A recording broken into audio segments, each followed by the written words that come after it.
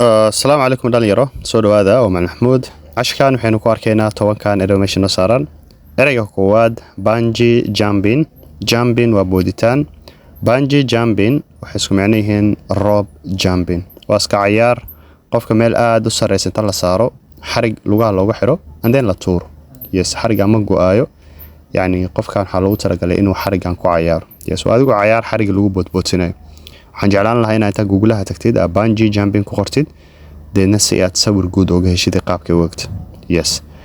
ereyga labaad conspiracy theory xataa waxaa jirta dad yiraahdo conspiracy theorist waa aaminaada qofkan uu aamino in yani dawladda ay qorshayaal iyo sir ay leedahay ay ku dhibaateynayso shacabkeeda yes adigu waa inuu qofka aamino theory ah in dawladda ay wado sir ayna ka qarnayso shacabkeeda ay rabin inuu shacabka ogaado conspiracy theory qabkaas baa la yiraahdaa yes dawlad bas ma ahan madaxda xitaa yes ereyga saddexaad dyslexic waa qof ay ku adag tahay inuu wax akhriyo somebody who has difficulty in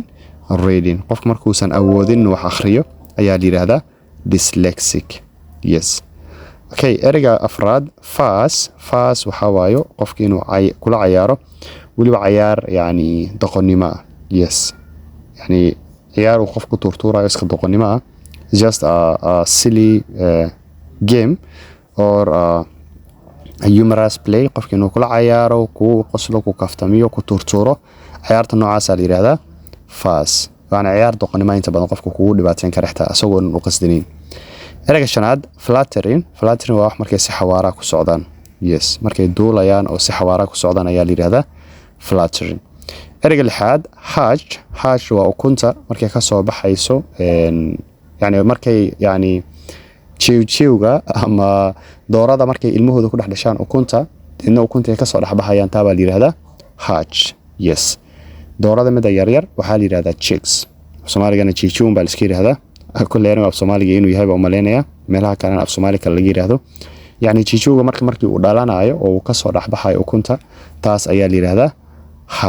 hatch ereyga toddobaad hoax waxa waayo sheeka been ah yes it's a false story inta badan waxa lagu talagalay to deceive people dadka in lagu qayaano lagu qaldo yes many people believe the online hoax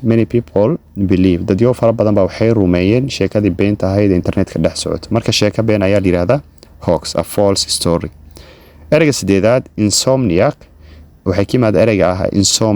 insomnia waa hurdo la'aan yani qof inuu gala xaalad ah hurdo la'aan sirtu tagaya hurdaba kama imaanayso waa xaalad caafimaad yes waxyaalo badan baa qofku ka sababo taas ma u sii galeeno depressionka kamid ah qofka haduu depression stress uu haayo hurdo kama imaanayso yes marka xaaladaas hurdo la'aanta waxa la yiraahdaa insomnia marka insomniac waxa la yiraahdaa qofka yani qofka markii uu maaragtay isaga xaalada insomniada uu qabo ayaa waxa la hayaa insomniac yes xaaladii waa insomnia qofkina waa insomniac yes ereyga sagaalaad intrusion waa faragelin qofka yani aan loo baahnayn inuu wax soo farageliyo yes taa baa la yiraahdaa intrusion ereyga tobanaad u dambeeyo lousy waa wax aad u xun yes lousy I had a lousy day at work I had a bad day at work marka lousy waxa isku macno yihiin bad lousy day bad day lousy movie bad movie filim xun yes ashkan inta sawirkayga keep learning and have a good day bye bye